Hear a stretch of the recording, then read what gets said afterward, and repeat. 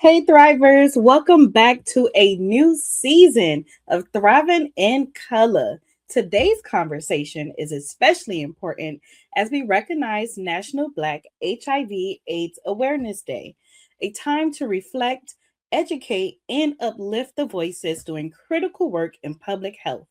Joining me today is Leisha McKinley-Beach, an author, thought leader, and public health advocate whose work centers on health equity, community education, and improving outcomes for Black communities impacted by HIV.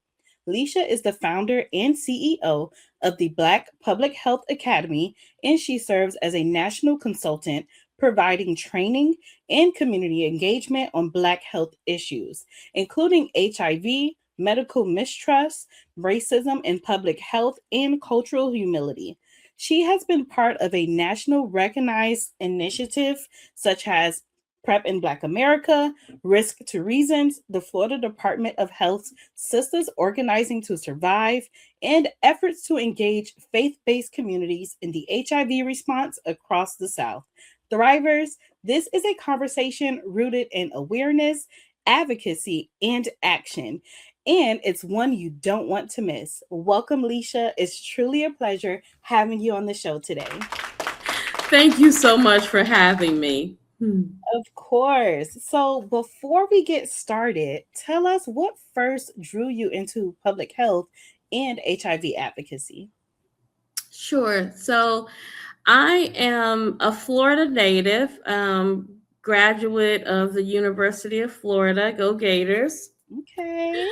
Um, and as a freshman, I saw a peer education group. It was called AIDS Peer Educators. And I joined this group as just a future public health leader Mhm. because HIV had nothing to do with Black people, Black women in particular. So this was just a way to build my future resume. So I thought.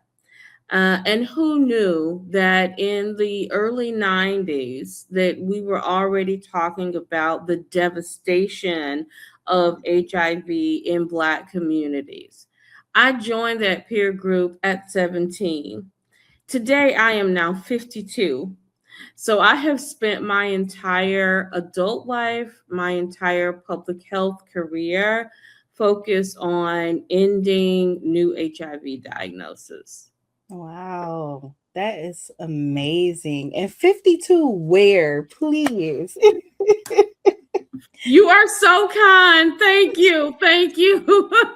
Now, you mentioned yourself, you spent years working directly with Black communities around HIV awareness, prevention, and care. From your perspective, what are some of the biggest gaps in understanding that still exist?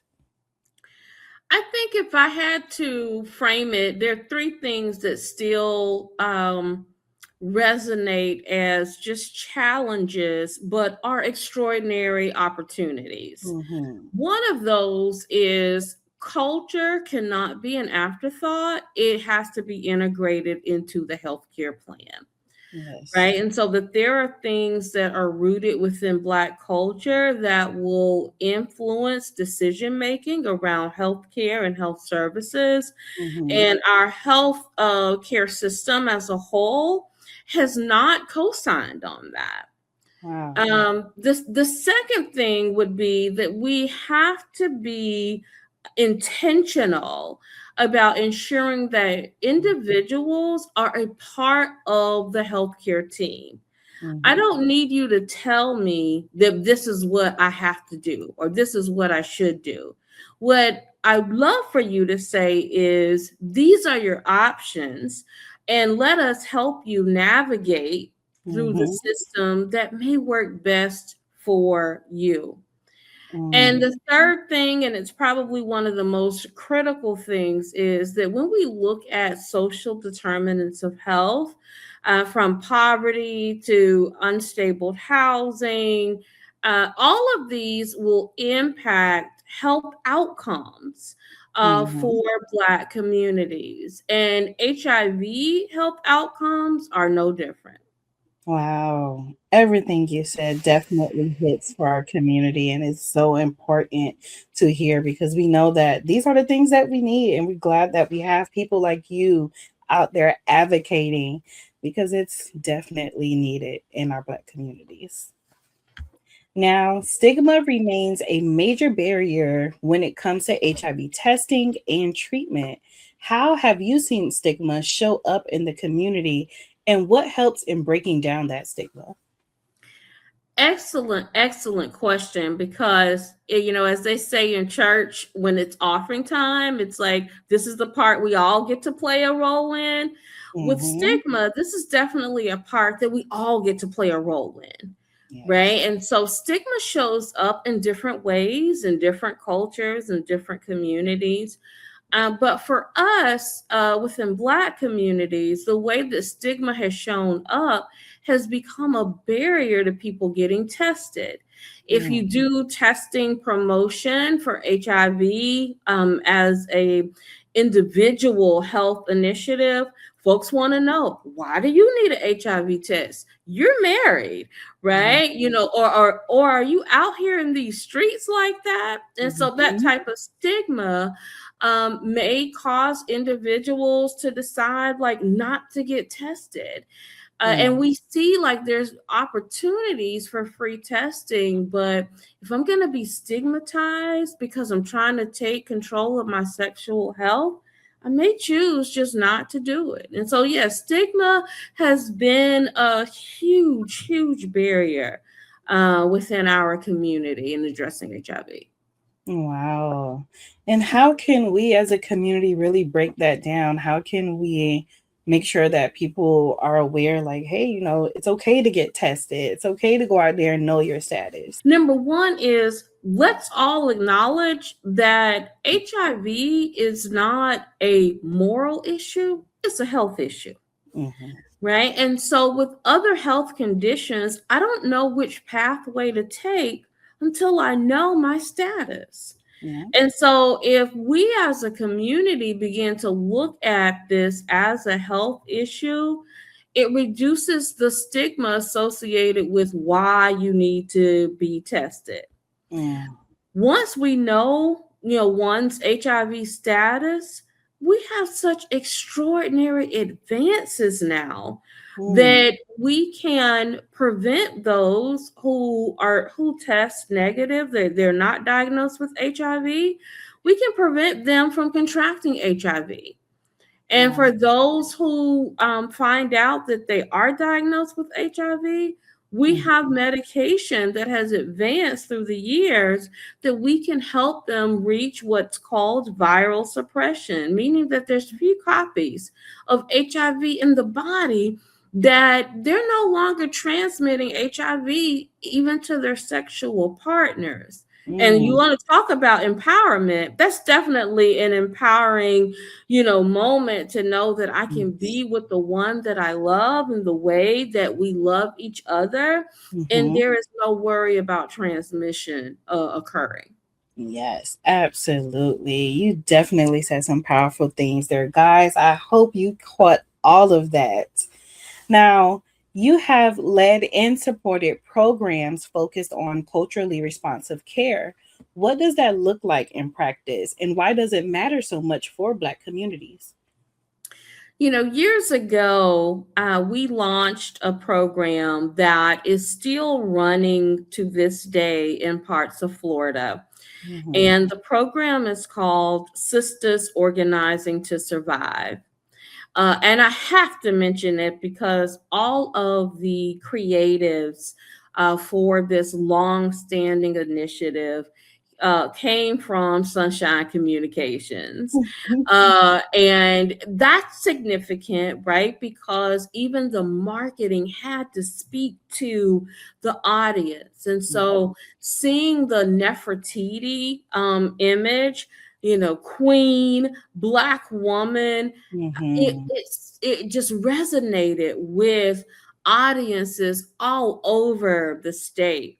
Yeah. That initiative was so significant because it brought together Black women in all of our diversity.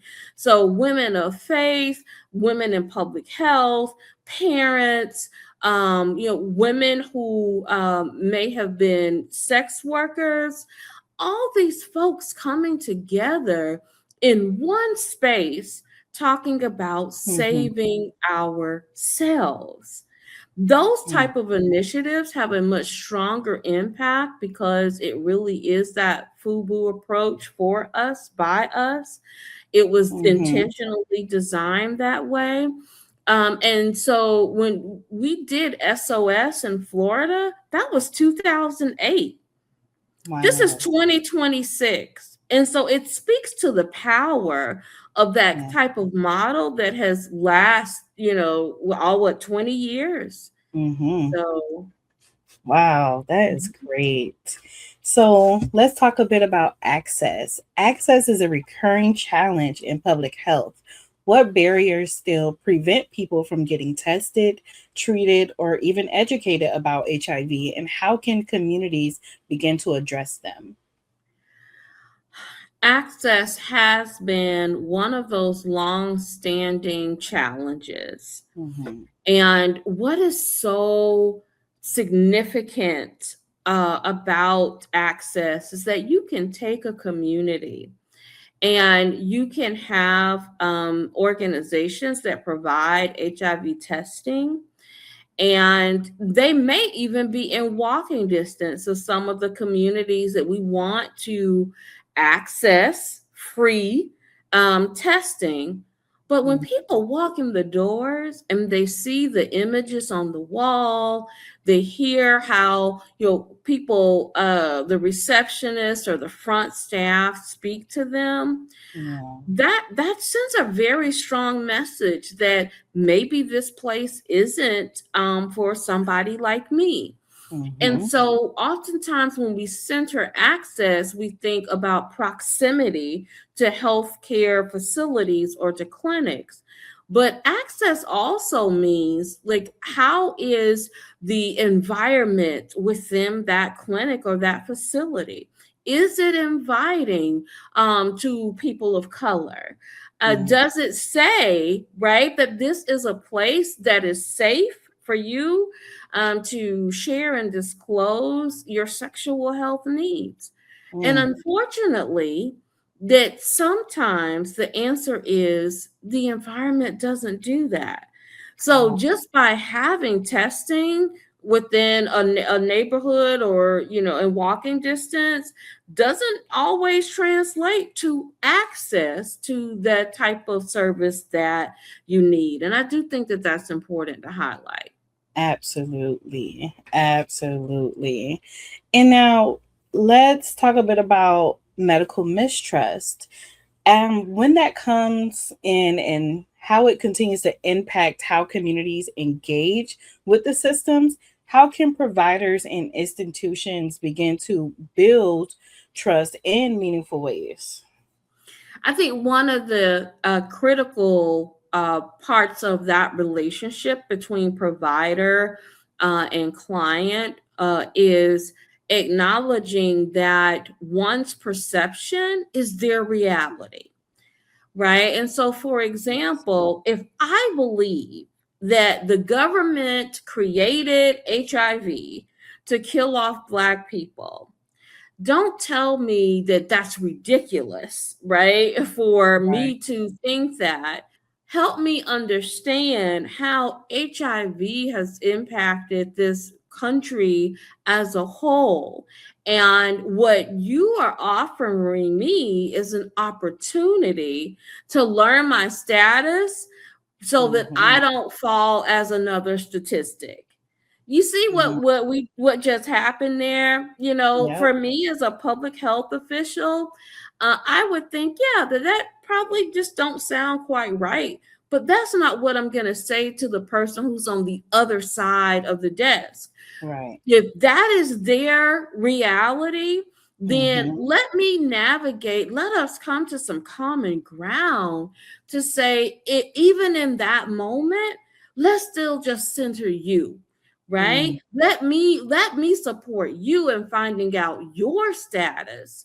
And that becomes key. And so medical mistrust is real. Unfortunately, this country has given us a lot of reasons to mistrust the medical system.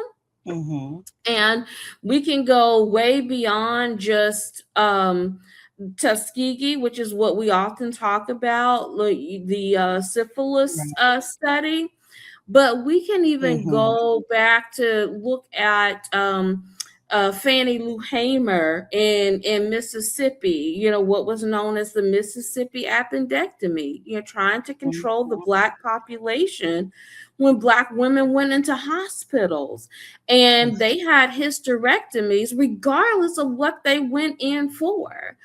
And Right. so when you start looking at that history, and when you look at even current reasons for medical mistrust, and we think about, with the COVID pandemic, Yeah. not understanding culture, not really designing some of our campaigns to Mm-hmm. center mistrust and why it was difficult in folks getting a vaccine or understanding the importance of vaccine, going back to the syphilis study. Right. And, I have to say this because this has been a teachable moment in public health, Mm-hmm. that there were folks who weren't even born or thought of when the Tuskegee syphilis study, the government study in Tuskegee, let me say it that way because it was a government study. Tuskegee Mm-hmm. just happened to be the geographical location where it is, so that we don't shift the blame to this predominantly Black city. Right. But people who weren't even born were giving that as a reason why they wouldn't get a vaccine. And so, what we should take from that as public health officials is even passed down from generation to generation.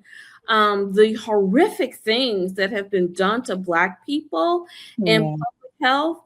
I may not have all the accuracy of scientifically what happened, but I know something happened to Black men. And because of that, I'm not going to be a part of a research study. I'm not going to be a Mm-hmm. part of the vaccines. And we have to acknowledge that and find ways in partnership with communities to move beyond that. And sometimes some of those ways is just acknowledging this is your truth, Right. right? This is your truth. And Yes. even in the midst of your truth, I want to be a part of your support team to help navigate to ensure that you don't become impacted by these diseases or infections. Wow. Wow. Wow. Wow. You're definitely dropping some gems there, Leisha. I love it. So tell us about the Black Public Health Academy. What inspired you to create it? And why is representation in public health leadership so important right now? I started the Black Public Health Academy before this administration. The academy is 3 years old now. And I started it because I saw an over representation of Black people in health departments in lower level positions, Mhm. and an underrepresentation in decision making, administrative, and executive positions. Wow. And I've been fortunate enough to work in both state and county health departments. And so I know how these systems work. Mhm. And when we start talking about progress towards the desired health outcomes, you can't have the same infrastructure that got us into some of these predicaments and Mhm. expect a different outcome. It's just not going to happen. So, if I could help those individuals who had an interest in advancing to those leadership or decision making positions with what I know through public health and through health Mhm. departments, then put me in, coach. Right. That's what I wanted to do. And so that's how the academy came about. And I can just say that throughout my public health career, this has been the most rewarding work Mm. that I have done. And so when I get those emails or text messages about, oh, I went to the next round, for the interview, or I got the job, it just warms my heart, because a lot of times within our community, we will, try to follow the progress of going through the leadership training, and learning how to build my capacity.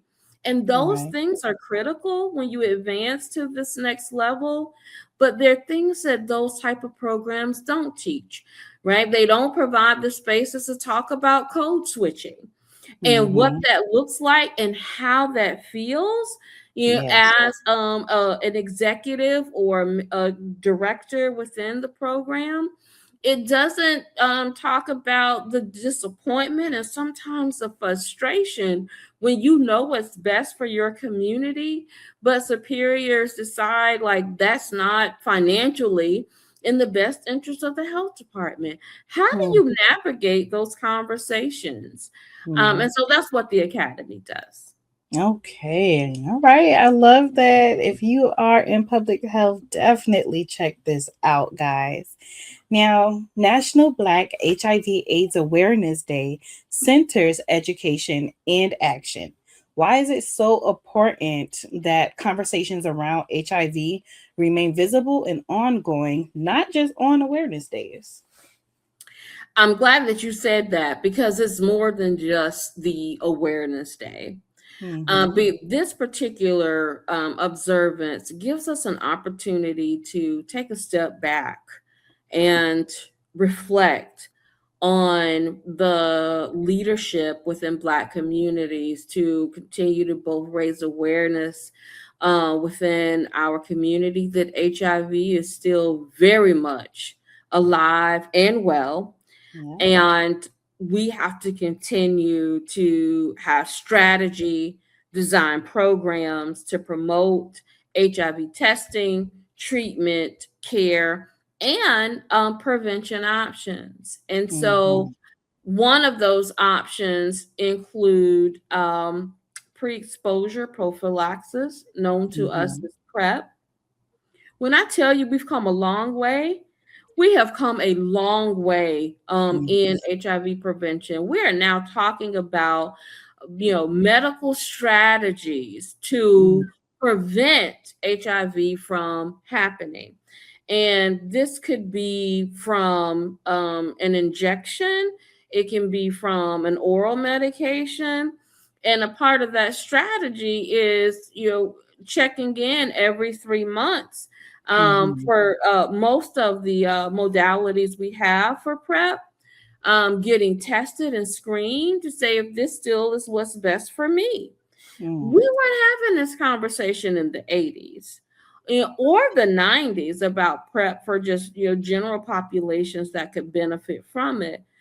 So now that we have it, but we're not seeing the increase of utilization in Black communities like other Mm-hmm. communities, you have to pause for a moment and Yeah. say, why is that?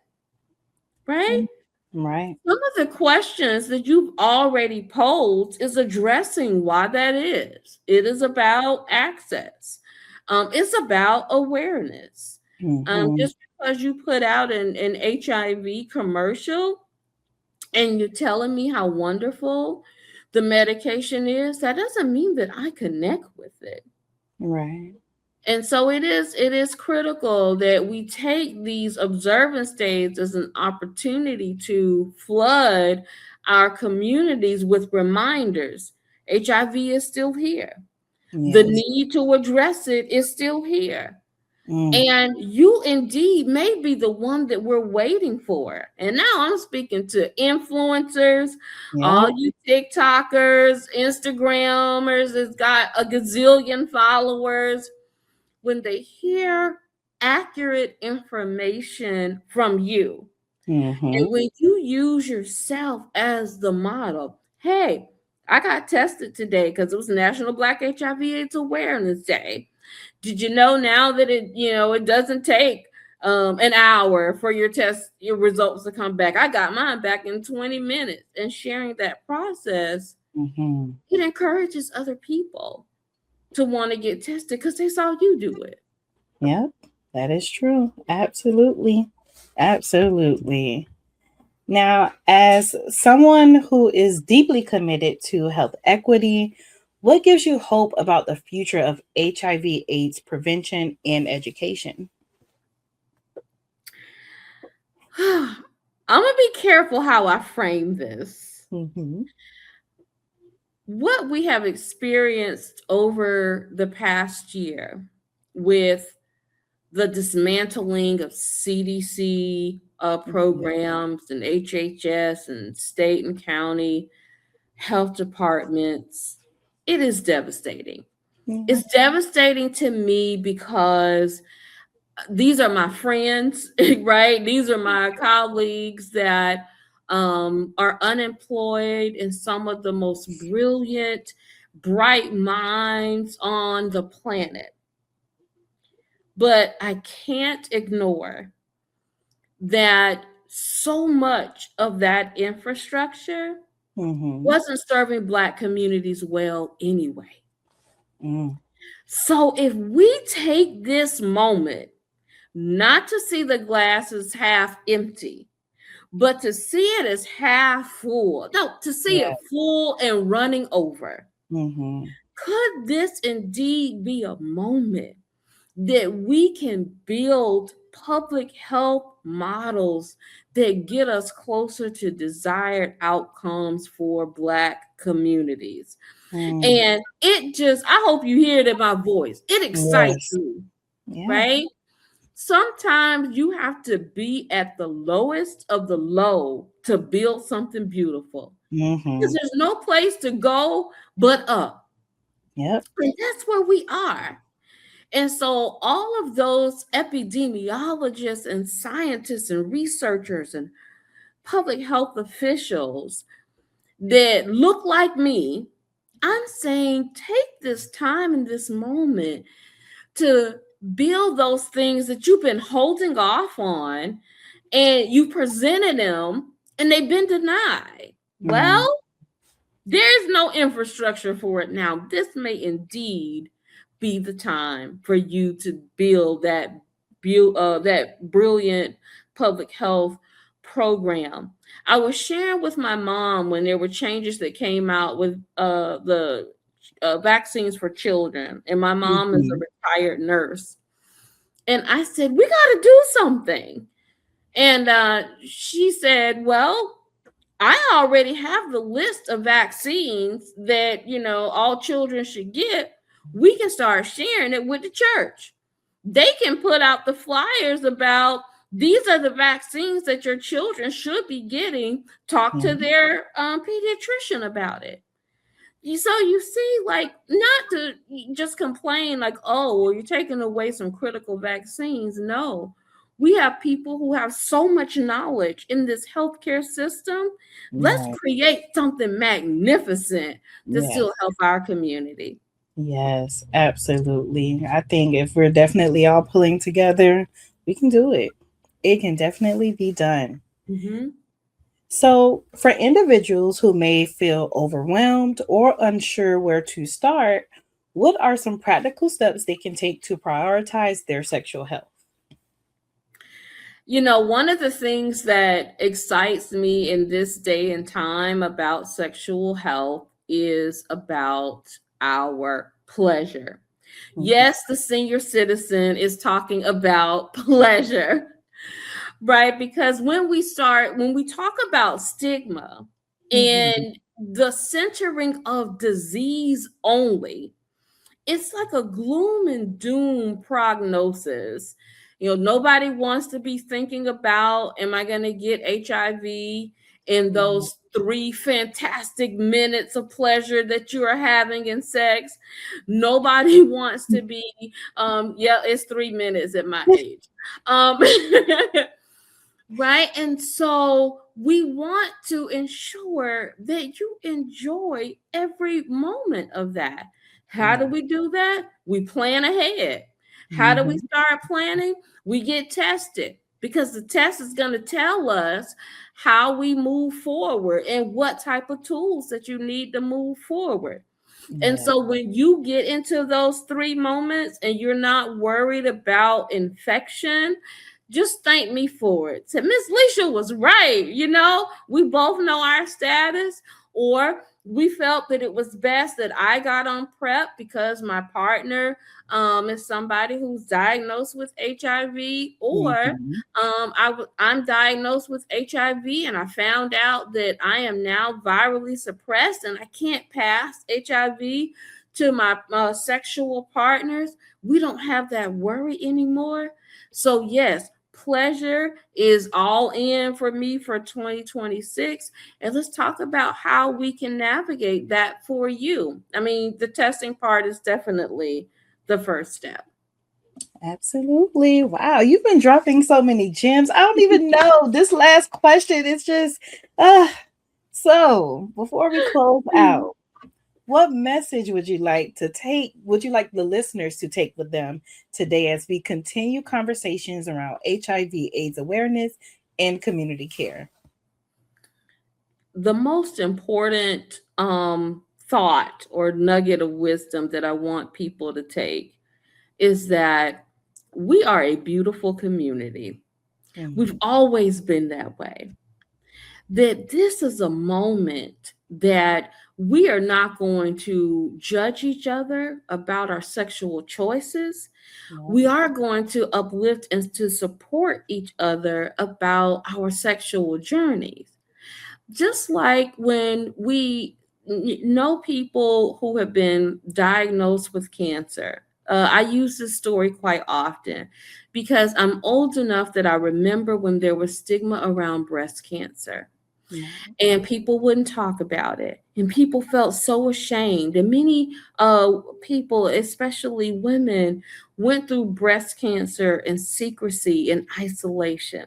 And Mhm. now the entire country turns pink in October.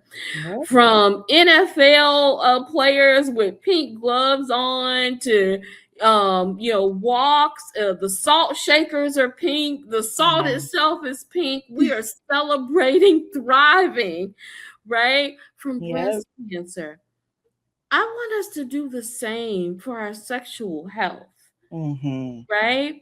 That there's no stigma that grandma is 70 and she is still sexually active. She's getting tested. She knows her status. Right. And she might twerk or two. Don't judge her. She got a new hip. She is just working it out. Exactly. This is an opportunity for us to love each other and support each other on our sexual journey. It don't matter what's happening in the federal government. It Right. don't matter which programs are being cut, because love for community should never be impacted by those things. So Mm. loving yourself, which is starting with the test, loving our community, which is ending the stigma that may be preventing some of us from getting the test, and loving and supporting our brothers and sisters who were diagnosed with HIV as they continue to thrive with this epidemic. Yes. Oh, Leisha, that was great. It's been such a pleasure having you on the program. Thank you so much for those gems that you dropped today. And before we wrap up, please let everyone know where they can find and connect with you. You can find me at blackpublichealth.com, a brand new website, fresh off the press for Okay. National Black HIV/AIDS Awareness Day. Black Public Health Academy on both Facebook and Instagram, and then Leisha McKinley-Beach. You find me somewhere. I'm not a TikToker yet, but I'm working on it. We gonna get you there. We go. Thank you. Thank you. Okay, listeners, stay connected with Black PR Wire by following Black PR Wire on Facebook, Instagram, and X, and Black PR Wire Inc. on LinkedIn for the latest news, stories, and updates in Black communities. Thank you so much for tuning in to Black PR Wire's Thriving in Color podcast. I'm your host, Camry, and remember to keep thriving in color, and of course, happy Black History Month.